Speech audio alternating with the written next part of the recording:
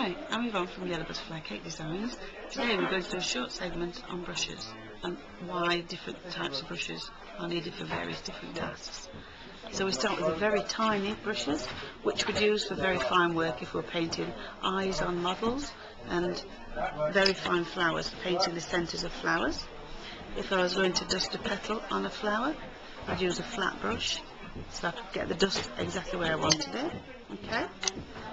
We use just a normal round brush, and we use a brush like that for dusting various models if you want to cover a large area with dust.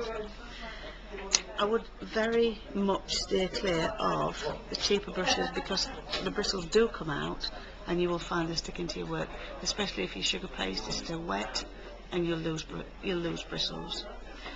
We always say if you're using brushes for dust powders, which are these sort of powders, never wet the brushes. Always use corn flour, tip some corn flour onto a board, and if you've had a colour in your brush, just circular motions and that into the corn flour, and that will get clean all the colours off your brushes.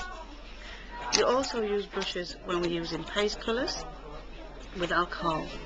And we use alcohol to paint with things because alcohol evaporates quickly. If we use water, it doesn't dry. And therefore, if you've used a brush with alcohol and paste, we will wash it. Okay?